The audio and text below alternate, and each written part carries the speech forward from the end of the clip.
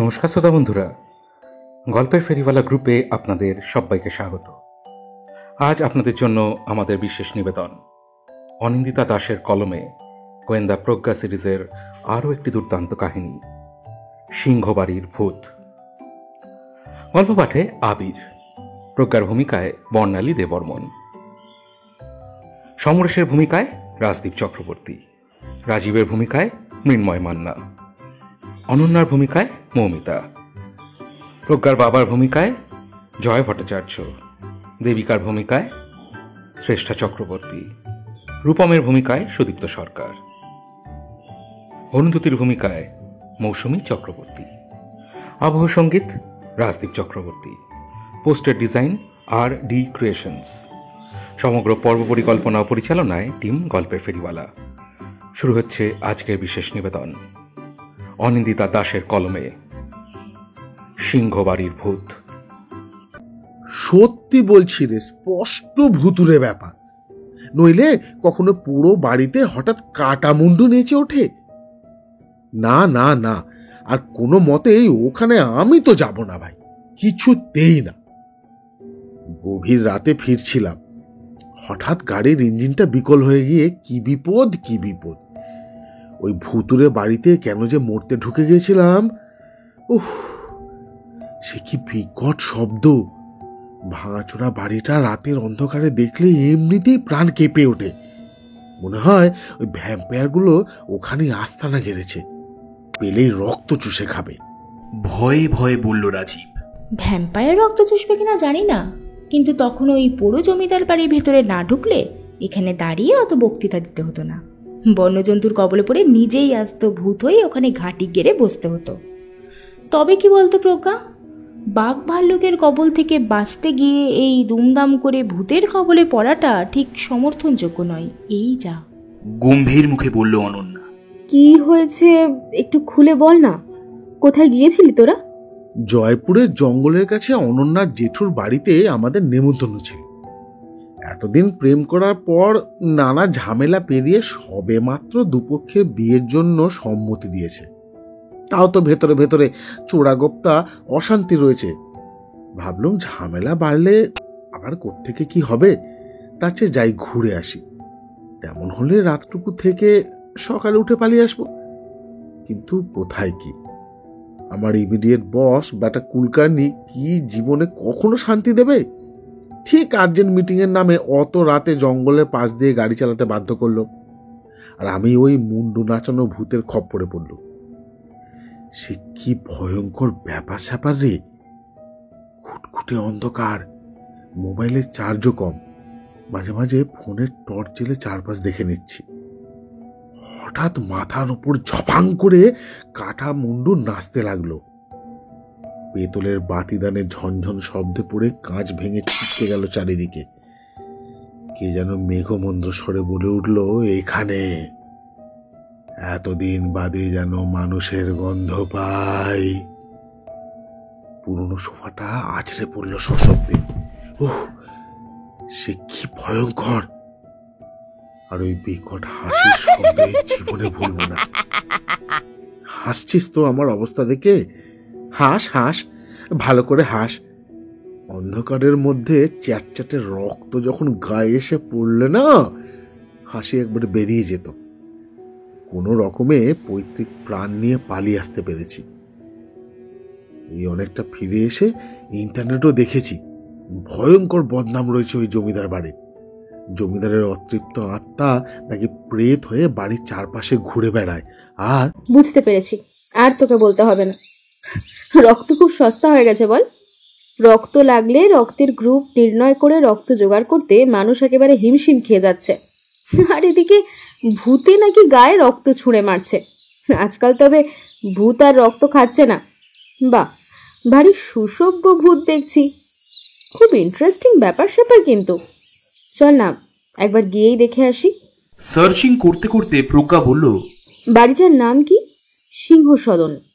রাজীব ঘাড় নাড়ল। উইকি বলছে এখন লোকজনের মুখে এই জমিদার বাড়ির নাম ভুতুরে সদন হয়ে গেছে, আর ভূত গবেষক দু একজন নাকি খবর পেয়ে গেছিলেনও, রাতটুকু নাকি কাটাতে পারেননি। মারাত্মক ভয় পেয়েই পালিয়ে গেছেন। বাড়িটার নাকি বিশাল দুর্নাম। অনন্যা, তুইও তো রাজীবের সঙ্গে গিয়েছিলি, সবটাই দেখেছিস। এই শোন, রং না চড়িয়ে সবটা ঠিক করে বল দেখি। বলবে থেকে শুনি? ভূতকে তো মুন্ডু নাচাতে দেখে দুম করে অজ্ঞান হয়ে গেল। একে ভূতের ভয়ে প্রাণ বাঁচানোর তাগিদ, তারপরে অত বড় লাশকে এই গাড়ি অব্দি বয়ে নিয়ে আসা সহজ ব্যাপার? এখানে তো এত বক্তিমে ঝাড়ছে, তখন সাহস কোথায় উপে গেছিল জিজ্ঞেস কর দেখি। আর তোকেও বলি হারি প্রজ্ঞা, এত কৌতূহল ভালো নয়। এই করে করে তুই নিজেও মরবি, আমাদেরও মারবি। কোনো মতে তো এই পৈতৃক প্রাণটা নিয়ে ফিরে এসেছি, এবার দেখছি এই তোর পাল্লায় পড়ে এই কচাট করে মুন্ডুখানা ভুতুরে সদনে রেখে আসতে হবে আমাকে। বিরক্ত মুখে বলল রাজীব। অনন্যা কিছু না বলে নখ খুঁড়তে লাগলো। অজ্ঞান হয়ে যাওয়ার কথাটা প্রজ্ঞার সামনে রাজীব এভাবে ফাঁস করে দেবে সে ভাবতে পারেনি। তোদের যেতে হবে না, আমি আর রূপম আজ রাতেই সিংহ সদন ওরফে ভুতুরে সদনে অভিযানে যাব। দেখি না গিয়ে সে কেমন ধারা ভূত। ওটাই ব্যাপার। আমরা আজ রাতেই যাচ্ছি। Very interesting. মনে হচ্ছে একটা মজা হবে। ক্যামেরা? হ্যাঁ, তা রেডি আছে। ভৌতিক অ্যাম্বিয়েন্স, হাড়হিম করা আওয়াজ, ছবি, ভিডিও সব হবে বলেই মনে হচ্ছে। স্পেশাল এফেক্টসে রক্তবৃষ্টি হয় বলে শুনেছি। না, ভয় পাবো কেন? আমার তো শুনেই এক্সাইটেড লাগছে। অ্যাসাইনমেন্ট পাক্কা। আরে কিচ্ছু হবে না, ভয় পাচ্ছ কেন? রাজীবরা কি তাহলে ফিরে আসতে পারতো?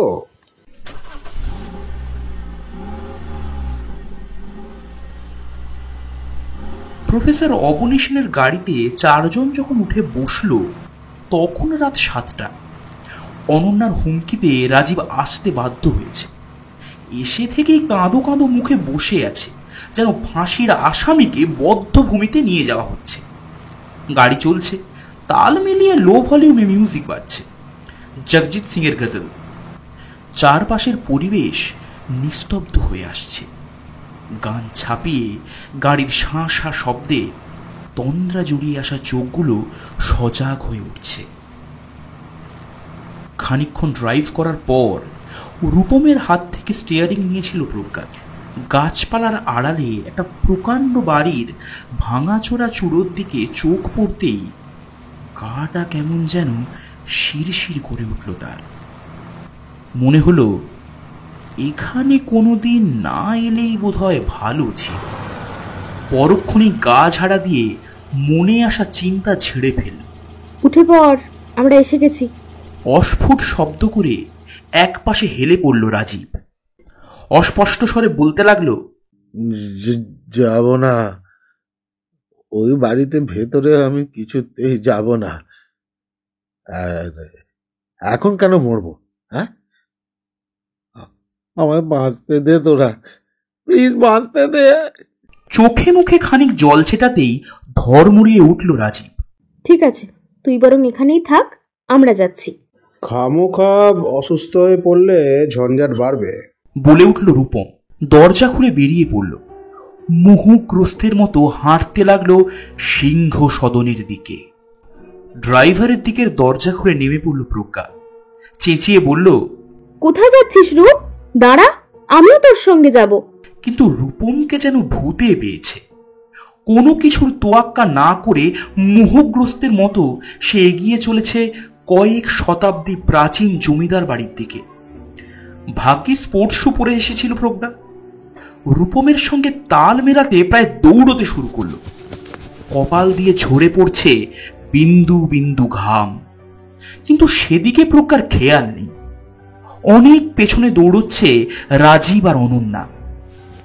পায়ের আওয়াজে টের পাচ্ছে প্রজ্ঞা। স্প্রিন্ট টানতে টানতে একবার ঘাড় ঘুরিয়ে দেখল রাজীবও দৌড়চ্ছে অনন্যার সঙ্গে।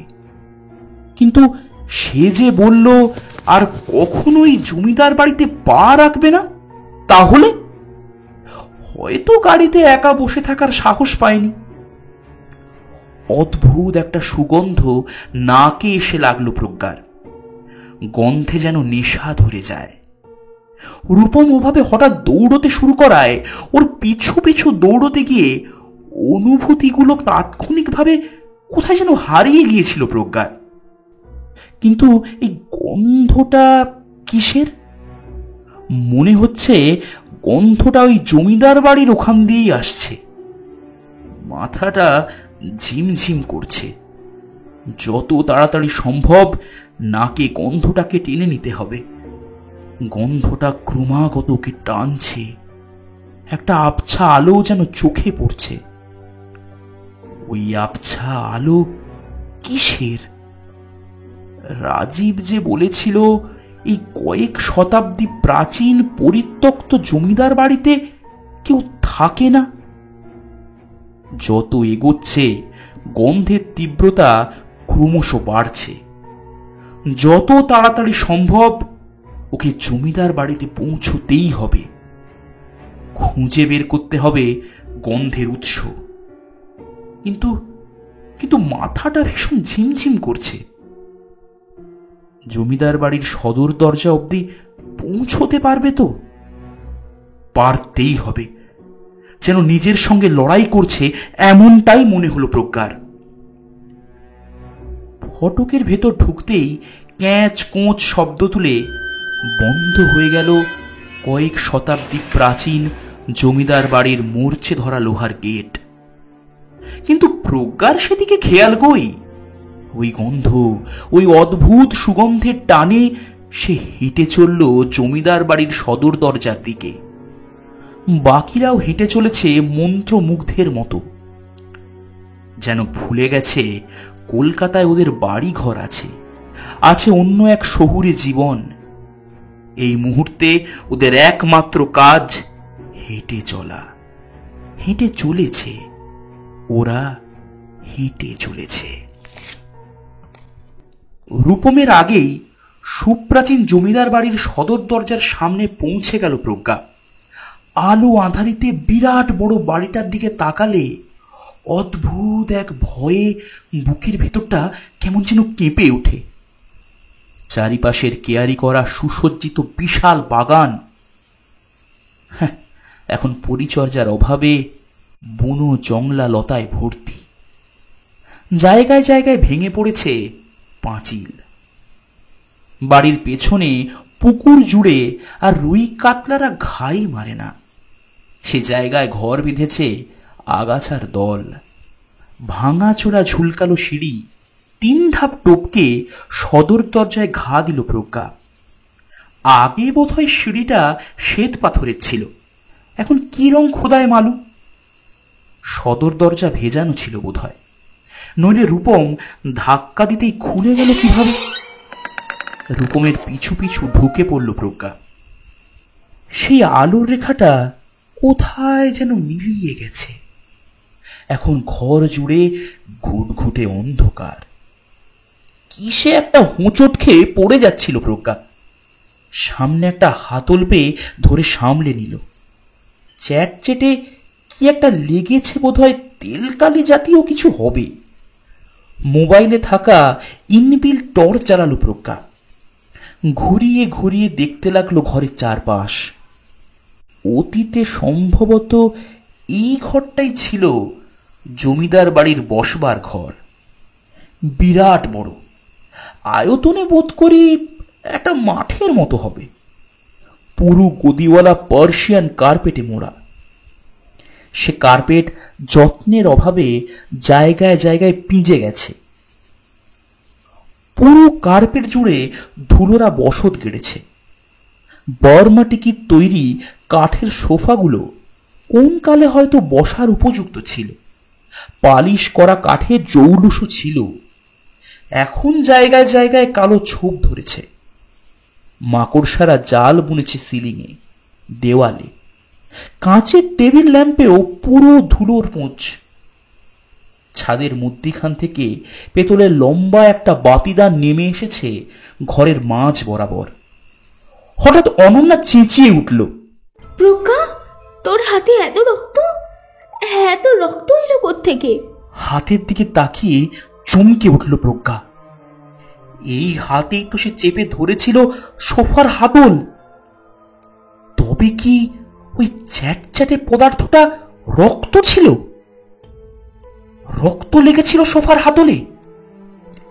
ভালো করে দেখবে বলে মোবাইলের ইনবিল টর্চটা নিয়ে নিচু হতে গেল সে। এমন সময় একটা উড়ন্ত প্রাণীর অতর্কিত আক্রমণে হাত থেকে ছিটকে পড়ল মোবাইল। বুকের রক্ত হিম করে খলখল শব্দে কে যেন হেসে উঠল। ছাদ থেকে নেমে আসা পেতলের বাতিদান দুলতে লাগলো ভীষণ ভাবে।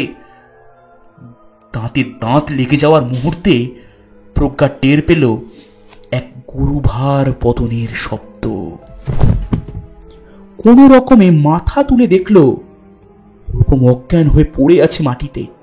রূপম, এই রূপম, এমন করছিস কেন? কি হলো কি তোর? বোধহয় নিজেও ঠিক জানে না কিভাবে নিজেকে সামলে নিল প্রজ্ঞা। ধীরে ধীরে উঠে দাঁড়িয়ে বলল, আগে রূপমের চোখে মুখে জল দে। বোধহয় এরকম কোনো ভয়ঙ্কর দৃশ্য চোখের সামনে দেখে ও ঠিক সহ্য করতে পারেনি। বোতল খুলে অনন্যা সবে চোখে মুখে জল দিতে যাবে এমন সময় হাড় হিম করা হাসির শব্দের সঙ্গে সাদা গাউন পরা অদ্ভুত এক মূর্তি হাওয়ায় ভেসে ওদের কাছে আসতে লাগলো। রক্তহীন ফ্যাকাশে সাদা মুখে অজস্র কাটাকুটি। দেখে মনে হয় যেন জায়গায় জায়গায় রক্ত জমাট বিঁধে আছে। চোখের বদলে কোটরে দুটো গর্ত। দাঁতগুলো থেকে ফোঁটায় ফোঁটায় রক্ত ঝরছে। সব মিলিয়ে বিভৎস। হঠাৎ দেখলে সহ্য করা মুশকিল। চোখের সামনে মনুরা ঘুরতে লাগলো। পুরো 360 ডিগ্রি ঘুরে খলখল শব্দে হাসতে শুরু করলো। শব্দ বাড়ছে ক্রমশ। মনে হচ্ছে কানে যেন তালা লেগে যাবে। মূর্তির দিকে ছুটতে লাগলো প্রজ্ঞা। ক্রমশ সরে যাচ্ছে, দূরে, আরো দূরে। চোখ দিয়ে বেরোচ্ছে রক্তের ফুলকি। কিছুতেই থামবে না প্রজ্ঞা, আজ সে এর শেষ দেখে ছাড়বে।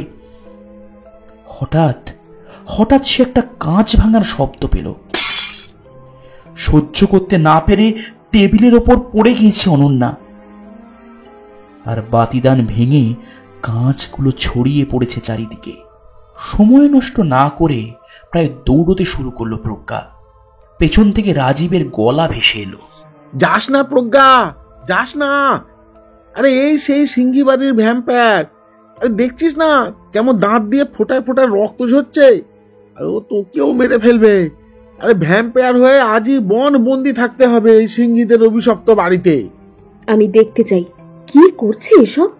কি সিংহবাড়ির ভ্যাম্পায়ার? তোরা রূপমের জ্ঞানটা আগে ফেরা। পেছন ফিরে তাকানোর সঙ্গে সঙ্গে ঝুলতে থাকা দীপদান সবেগে ছুটে এলো প্রজ্ঞার দিকে। সময় মতো মাথা সরিয়ে না নিলে এক্ষুনি সে মৃতের দলে নাম লেখাতো। নিজেকে সামলে সবে মাত্র প্রজ্ঞা যাওয়ার জন্য পা বাড়িয়েছে, এমন সময় মাথাটা কেমন যেন ঝিমঝিম করে উঠল।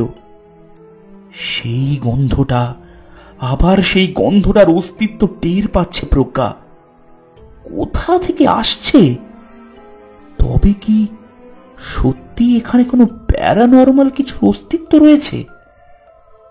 প্রজ্ঞা দেখল নাক চেপে ধরে অনন্যা ওই ধূলি ধূসরিত কার্পেটে বসে পড়েছে।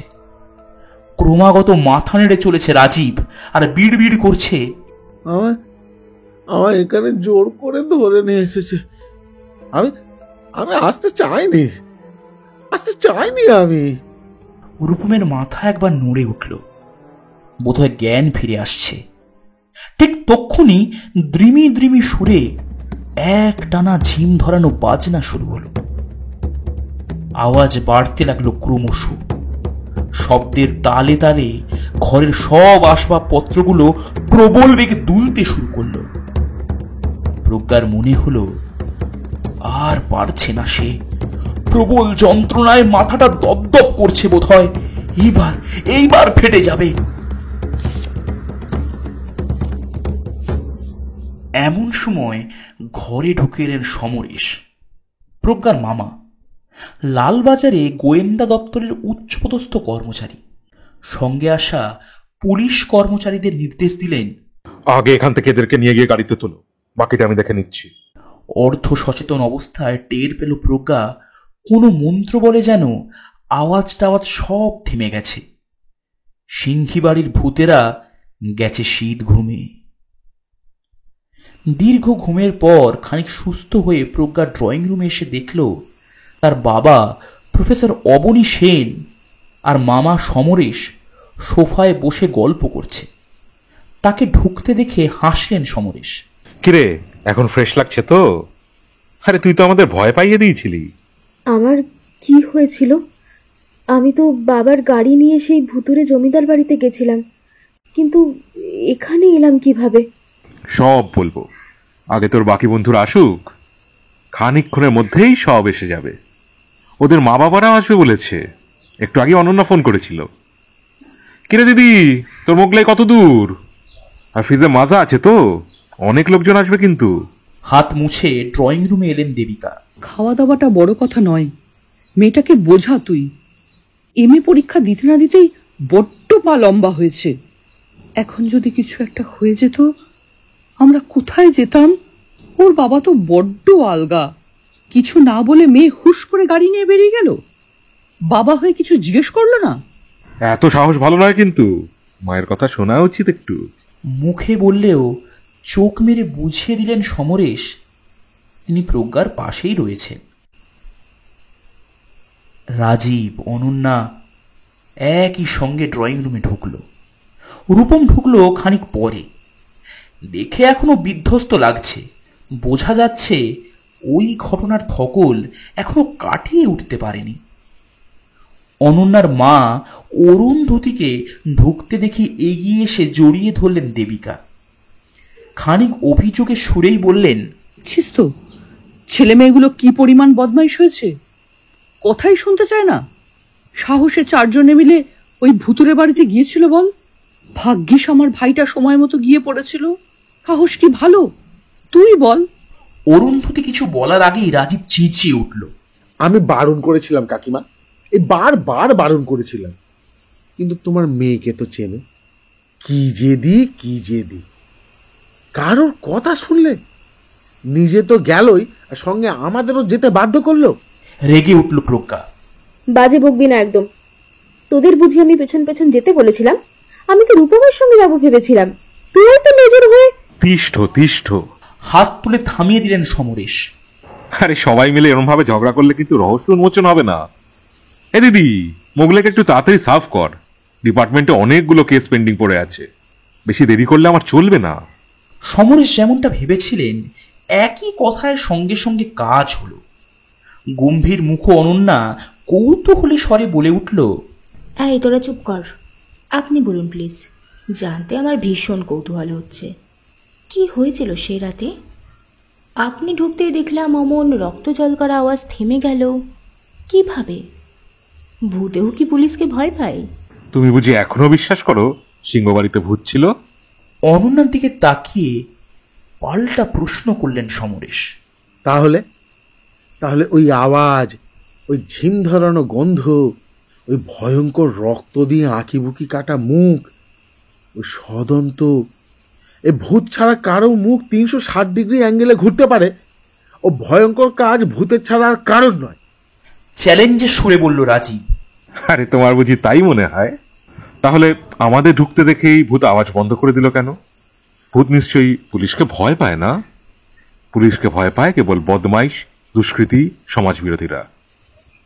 এবার ভাবো তাহলে ওরা কারা ছিল? ওই সিংহী বাড়িতে যদি দুষ্কৃতীরাই লুকিয়ে থাকে, তাহলে ভেতরে ঢোকার সময় কোনো লোকজন বা গাড়ি টাড়ি দেখলাম না কেন? শুধু একটা বিশাল বড় বাড়ি সারা গায়ে অন্ধকার মেখে দাঁড়িয়ে রয়েছে, আর দেখলেই তো মনে হয় ভূতেরা এখানে ডেরা বেঁধেছে। কি ভয়ঙ্কর সে দৃশ্য! আর ওই অদ্ভুত ঝিম ধরা গন্ধ, যে গন্ধে রূপম তো গাড়ি থেকে নেমে পাগলের মতো দৌড়াচ্ছিল। তোমাদের কখনো মনে হয়নি রূপম এত দূর থেকে গন্ধ পেল, অথচ তোমরা কেউ পেলে না কেন? ঠিক বুঝলাম না, ঠিক কি বোঝাতে চাইছো, ঠিক করে বলো তো সমরেশ। প্রশ্ন করলেন অবনী। আমিও শুনবো কি ঘটেছিল সেদিন। তার আগে সবাই এইগুলো ধরো দেখি। গৃহসহায়িকা ট্রলি নিয়ে এসেছে, তাতে অনেকগুলো খাবারের প্লেট সাজানো। একে একে সবার হাতে মোগলাইয়ের প্লেট তুলে দিলেন দেবিকা।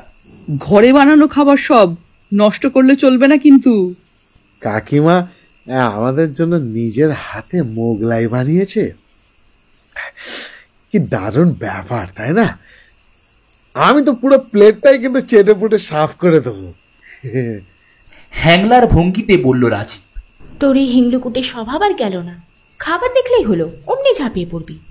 রাজীবের লেগপুল করতে শুরু করলো অনন্যা। ওদের খুনসুটি দেখলে মনে হবে কত দুরাতের ঘটনা ওরা দুঃস্বপ্ন ভেবে বেমালুম ভুলে গেছে। আসার পর থেকে এ পর্যন্ত রূপম একটা কথাও বলেনি। এতক্ষণ বাদে নীরবতা ভেঙে বলল, এই প্রশ্নটা আমার মাথাতেও এসেছিল। এত দূর থেকে গন্ধটা কেন শুধু আমার নাকেই এলো? বাকি সবাই তো সেখানে উপস্থিত ছিল। উত্তর না দিয়ে গম্ভীর মুখে বলল সমরেশ, এখানে কে কে আছো যারা নিয়মিত স্মোক করো? সত্যি কথা বলবে কিন্তু। তোমাদের মা বাবাকে সামলানোর দায়িত্ব আমার। আমি করি না। স্মোকিং, ড্রিঙ্কিং কোনোটাই আমাদের পছন্দ নয় বলে উঠল রূপম। বাকি সকলের নীরবতা বুঝিয়ে দিল তারা স্মোক করে, হয়তো সময় সুযোগ বুঝে ড্রিঙ্কও করে। প্রজ্ঞা, তুই স্মোক করিস? ড্রিঙ্কও? কবে থেকে শুরু করেছিস এসব? অফিসে চাকরি পেয়ে সাপের 5 পা দেখেছিস মনে হচ্ছে। গম্ভীর মুখে বলে উঠলেন দেবিকা। আমতা আমতা করে প্রজ্ঞা কিছু বলতে যাওয়ার আগেই সমরেশ হাত তুলে দেবিকাকে থামায়। আমি কিন্তু আগেই বলেছিলাম কিচ্ছু বলা চলবে না। ওদের যথেষ্ট বয়স হয়েছে, সিদ্ধান্ত নেওয়ার ক্ষমতাও হয়েছে। নিজেদের ভালো মন্দ ওরা ভালোই বোঝে। যাই হোক, তোদের মধ্যে সবচেয়ে বেশি স্মোক করে কে? ঝিম ধরানো গন্ধের সঙ্গে স্মোকিং এর কি সম্পর্ক? আমি তো কিছুই বুঝতে পারছি না। গম্ভীর মুখে প্রশ্ন করে রূপম। এই ছেলেটা বড়ই গম্ভীর, ভাবেন সমরেশ। তার ভাগ্নির স্বভাবের একেবারে উল্টো। এদের তো বন্ধুত্ব হলো কিভাবে? তোমার নাকে কখন গন্ধটা এসেছিল? পাল্টা প্রশ্ন ফিরিয়ে দিল সমরেশ। গাড়ি থেকে নামার কয়েক মুহূর্ত পরেই এক অদ্ভুত ঝিম ধরানো মিষ্টি গন্ধ আমার নাকে এসে ঝাপটা মারে। যেন মনে হয় গন্ধটা আমাকে সিংহবাড়ির দিকে টানছে। তখন আমার সমস্ত চেতনা জুড়ে সেই মিষ্টি ঝিম ধরানো গন্ধ। পাগলের মতো হেঁটে চলতে থাকি ভুতুরে সিংহবাড়ির দিকে। চলতে চলতে অবচেতনে টের পাচ্ছিলাম প্রজ্ঞাও আমার পেছন পেছন আসছে। সম্ভবত পেছন থেকে আমায় চেঁচিয়ে ডাকছিল। আমার কানে ওর গলার স্বর তো পৌঁছচ্ছিল, কিন্তু সাড়া দেওয়ার মতো অবস্থায় ছিলাম না। সিঙ্গি বাড়িতে তদন্ত করতে ঢুকে আমরা একটা অদ্ভুত লতানে গাছের সন্ধান পেয়েছি। সেই গাছ পতঙ্গভুক। শুধু পতঙ্গই নয়, ছোট ছোট পাখিও ওদের ভক্ষ। দিনের বেলায় ঘুমিয়ে থাকলেও রাতের বেলায় জেগে ওঠে তারা। শিকারকে আকর্ষণ করার জন্য ছড়িয়ে দেয় এক ঝিম ধরানো মিষ্টি গন্ধ। সেই গন্ধের আকর্ষণে আকৃষ্ট হয়ে ছুটে আসে পতঙ্গেরা।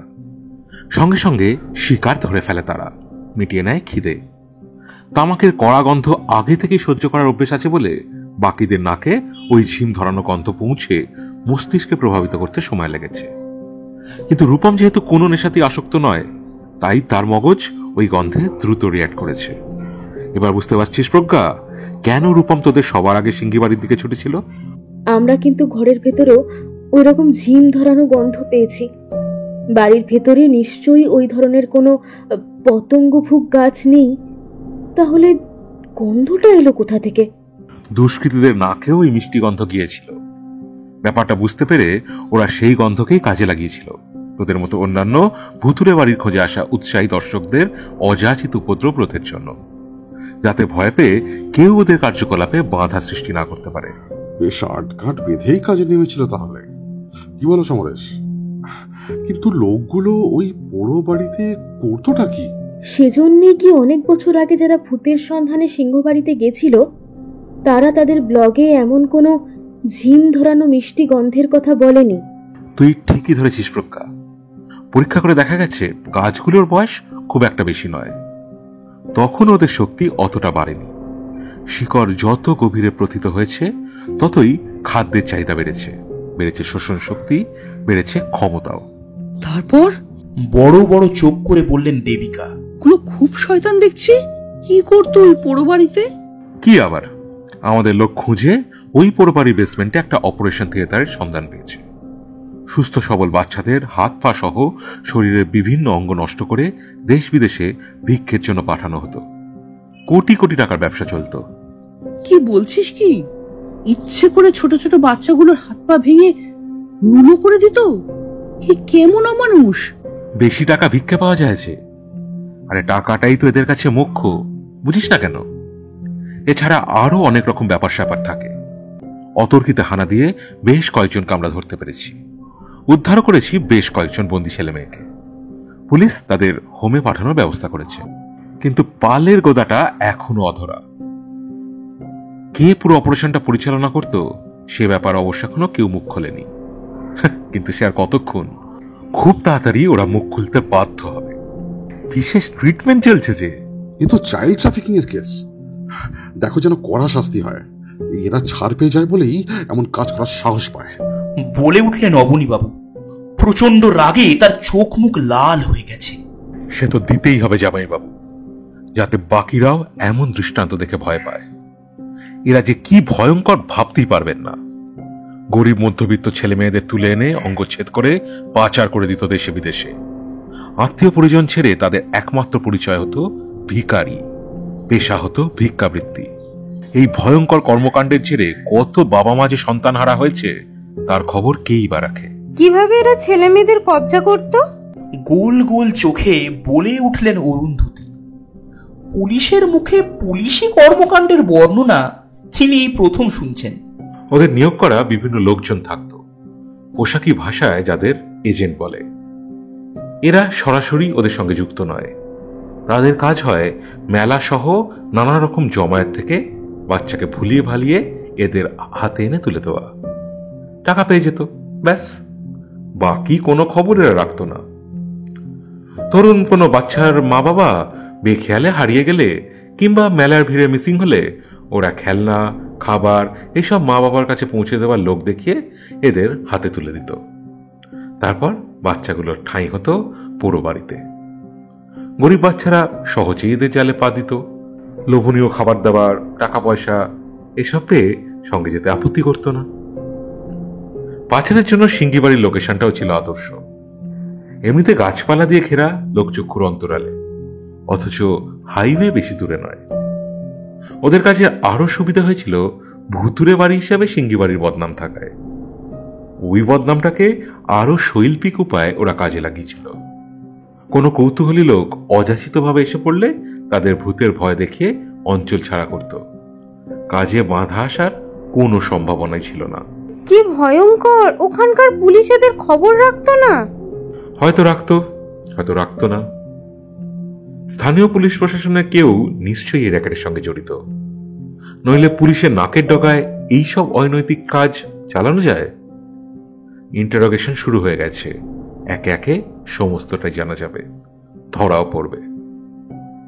ছোট ছোট বাচ্চাদের সরলতার সুযোগ নিয়ে এভাবে যন্ত্রণা দেওয়া, আমি এর শেষ দেখে ছাড়ব। শেষের দিকে সমরেশের গলায় পুলিশি কাঠিন্য ফুটে উঠল। নতুন করে বুঝতে পারল প্রজ্ঞা কেন মামাকে অপরাধীরা এত ভয় পায়। কিন্তু ওই যে হাওয়ায় ভেসে আসা ভ্যাম্পায়ার, ওরকম ভয়ঙ্কর হাড় হিম করা আওয়াজ, দুলতে থাকা দীপদান, সেগুলো সত্যি কি ওখানে কোনো ভূত ছিল না? ভীতু ভীতু মুখে প্রশ্ন করল রাজীব। সঙ্গে সঙ্গে চোখ পাকালো অনন্যা। সমরেশ হাসল। বাচ্চাদের রিমোট কন্ট্রোল খেলনা প্লেন দেখনি?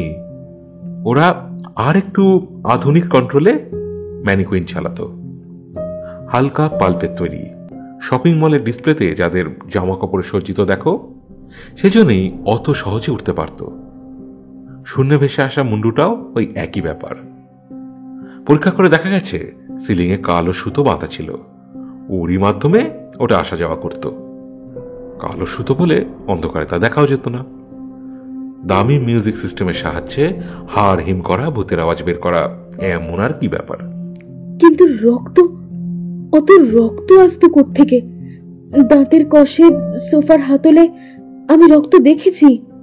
ওগুলো কি সব ওই বাচ্চাদের শরীরের রক্ত? বলতে বলতে শিউরে উঠল প্রজ্ঞা। আরে না না না, দূর। ল্যাবরেটরিতে পরীক্ষা করে দেখা গেছে ওগুলো হিমোগ্লোবিন, রক্ত নয়। মানুষকে ভয় দেখানোর জন্য ওরা ব্যবহার করত। পকেটে রাখা মোবাইল বেজে উঠল। কথা বন্ধ করে ফোন কানে দিলেন সমরেশ। হ্যালো। বাহ, পালের গোদার খবর পাওয়া গেল তাহলে। Good, very good, well done Tathagata. এক্ষুনি আসছি আমি। উঠে দাঁড়ালেন সমরেশ, চোখে মুখে ব্যস্ততার ছোঁয়া। পুলিশি কাঠঠেনে চেনা ছবি ফুটে উঠেছে চেহারায়। গম্ভীর মুখে বললেন, লোকটাকে ধরতেই হবে, পালাতে দিলে চলবে না।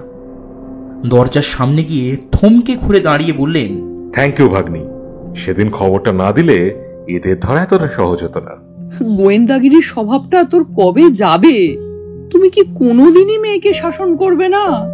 দেবিকা দেবী কটমটিয়ে অবনীবাবুর দিকে তাকাতেই হাতে ধরা মোগলাইয়ের প্লেটের দিকে মনোনিবেশ করলেন তিনি।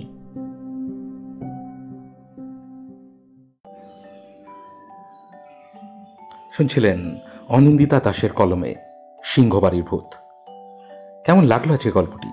যদি ভালো লেগে থাকে অতি অবশ্যই ভিডিওটিকে লাইক করুন, ভিডিওটি শেয়ার করুন, যাতে আরও বেশি সংখ্যক লোকের কাছে আমরা পৌঁছতে পারি।